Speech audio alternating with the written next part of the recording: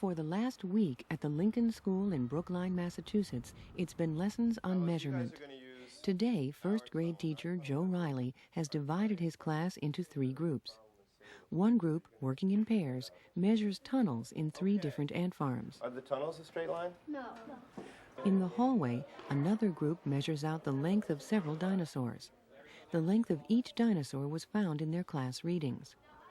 And the third group... So your problem is to figure out a way to measure the distance from our window all the way down to the playground. And then be able to measure it with a ruler and tell us how far it is. What do you think, Whit? Throw, that. What do you mean that? The links. These things, these links? Yeah. Okay, And do we throw them? Maybe we'd rather put them out. Yeah.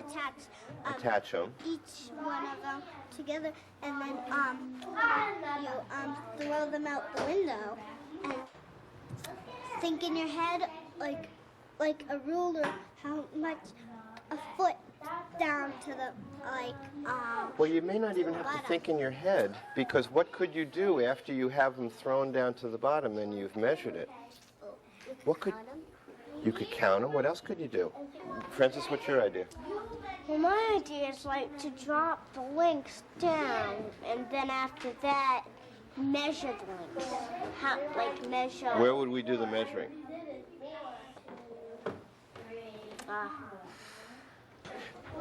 Well, when we throw the things out of our window, do we have to measure it while it's on the side of the building? No. Why not? Because it would be too hard. So how can we measure it? Bring it back up, and then somewhere lay it down with a ruler or something. I like it. Do you guys like that plan? Okay, you're going to be at that window. Francis. Teams are now assigned a window in the classroom. Then one member from each team is escorted downstairs to the asphalt playground by an assistant teacher. Now, Teresa, you just tell us when we're at the bottom, okay? We're at the bottom. We're going to cut. Okay, I think it's going to pull back up there. Okay, Teresa, you need to catch those links. We're almost running out of red.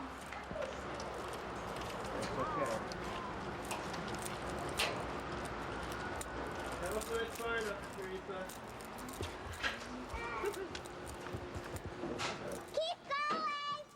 Keep going, we're trying. Okay, Teresa, down. Okay. Stop! What? Okay, this is your measure. Now don't add these into the other ones. Carefully bring them up. I'm gonna get Carlene to do hers again. Yep. Okay. Now those are things. Come on over here, let's talk about how we're gonna measure. This is what's gonna happen now. I'm gonna go out in the hallway and check on the people who are doing the dinosaur measuring.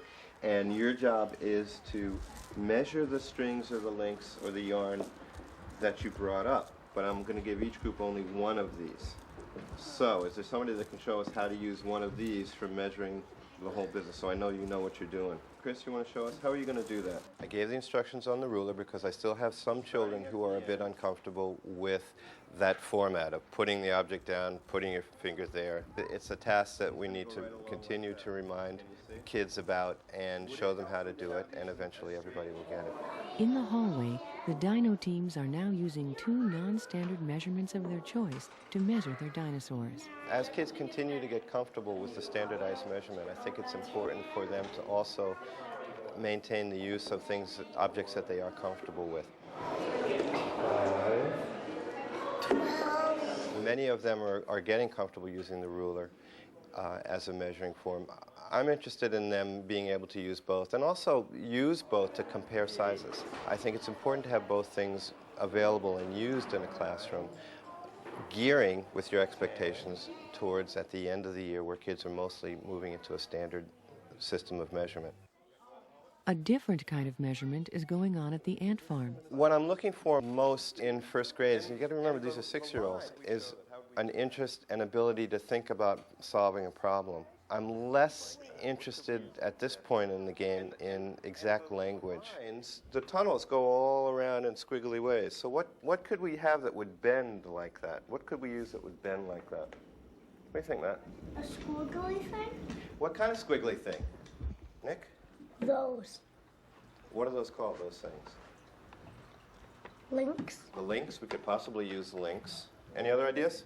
Cut the yard and see how long the tunnel is, and maybe So you'd cut it to the length of the tunnel? What do you think, Alex? you could cut it a foot long, and you could do the same thing with, but it's like using a ruler, but it just doesn't have numbers on, but you know it's a foot. Because you've already measured it to a foot. So you could use it like that. That sounds like a good plan, too. Okay. This is a foot long. There's a little one going That doesn't lead to it though. How are we going to use these to measure all these tunnels that are in here? How can we use They these? could connect like to the other tunnels. A little bit too long. This is the link is too long? Well, That's not so long. Say, oh yeah, that's good. perfect. Let's put that in our done pile. We can have these be the done tunnels over here. And then at the end, what should we do with all these things? Like add them up. We have to just find out the solution. Okay.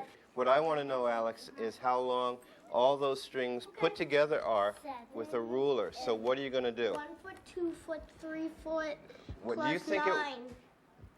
Pardon? It's 1 foot. It's 12, 12, 12 plus 9. 7, 12, 28. These window measurers are using a calculator to help solve their addition problem. 30, 12. So far, we've only done adding, and they use it as a tool. They use it as a way to figure things out, and as far as I'm concerned, it's an appropriate thing for them to be using. I am interested in kids knowing their numbers, being able to legitimize what they come up with, and I think that ability to go back and share with your classmates how you did it, what you did, and what your results were are real important. Sean, what did you choose to measure? I'm sorry. Me and Keith decided to measure Tyrannosaurus Rex. Keith, how long? 50 feet. How did you know where 50 feet was? I used 50 feet with the ruler, and Sean was doing this, so when I went like this with the ruler, we would get it right on 50, right? How many armadillos long was the Tyrannosaurus Rex? It was 28 and 1/3. Armadillos long. And how many bottles long was your Tyrannosaurus? 27. 27. Okay. Ant people. Remember back to the ants. How did you figure out how to measure all those little squiggly lines? With a rope, what we did is we put it down there and we put it all through and taped it on there. And how long is that one? 3 feet and 9 inches. 3 feet and 9 inches. What did you guys choose to use? We took lengths and see how long they were with lengths. Yeah, like 1 length was right here and 2 lengths was there. So you put the links in a pile, and then what'd you do when you were all done? We counted them up and we had a yardstick. 37. You had 37 links? No, we had 4 feet. And it came to 4 feet long? Mm-hmm. Excellent, nicely done. Well, now the last group that we had was the people who measured the distance from our window down to the playground. What did you and Teresa use? We used the ruler, and we used these links down, and then we measured. She had 30 foots of 12, and I added 30 them all sections up, but of feet. sometimes You're right.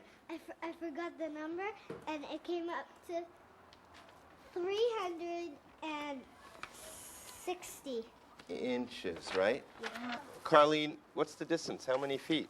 28. She measured 28 feet. Okay, Chris, you and Joe Booker, what did you get for a distance when you two measured? We got 16 and 8 inches. Okay, Carlene's group and Whitney's group came up with a measurement of 28, 30 feet out the window. those are fairly close. One other group came up with 16. How could that happen? And it may mean that we remeasure. This is starting to look at accuracy issue. It may mean that we remeasure. It may mean that we take their things that they use, the links and the yarn and the string, and remeasure what they measured. I'll save their pieces, and we all might do it as a group, but we're going to start talking about accuracy. Mr. Riley ends today's math lesson with a whole class activity. I think we should measure the Tyrannosaurus rex in first graders. Yes. Yeah. How would we do it? How would we measure how many feet long a Tyrannosaurus rex is with a first grader? Like when one of us lays down and you put a piece of or someone stays there and marks it, and then like we could lift like the person up, like if we did Irene. I think that sounds great. Like we lift Irene up and we plop her down, and we lift Irene up and we plop her down. But we have so many of us here. Why don't we all do it? Yeah, but we could. So why don't you do this? Why don't you get online, and we'll see how many first graders long a Tyrannosaurus rex is. Okay, this is the first person here. So lie with your feet right down here. Alex, now put your head to Keith, and your feet this way. Charlotte, come on down. Do you get what we're doing? First grade is a series of ever-increasing expectations for kids. Okay, come on down. As kids get more and more familiar and comfortable doing something, learning something, trying something out, your expectations should rise so that they continue to do more. So that the next step here is to look at accuracy. Okay, come on, Anna. Come on, Lisa. Come on down.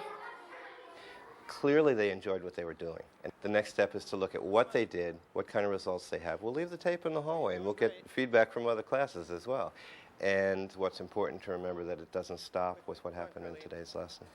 Let's count how many first graders long a Tyrannosaurus rex is. 1, 2, 3, 4, 5, 6, 7, 8, 9, 10, 11, 12, 13. Oh, but look at Matt. What should we call Matt?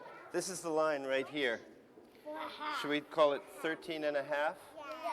So how many first graders long is a Tyrannosaurus rex? 13 and a half, I think. Because this part of Matt here is not part of the Tyrannosaurus. So we'll call a half a Matt. All right? 13 and a half first graders long. Would you follow Andrea back to the room, put away the stuff, and get ready for lunch?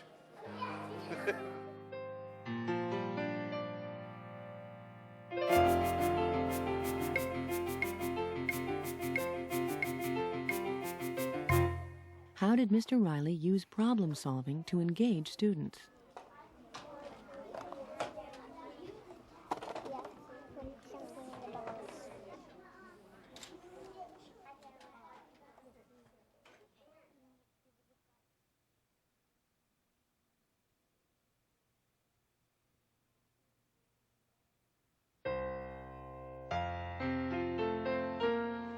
Discuss the use of both standard and non-standard measurement concurrently.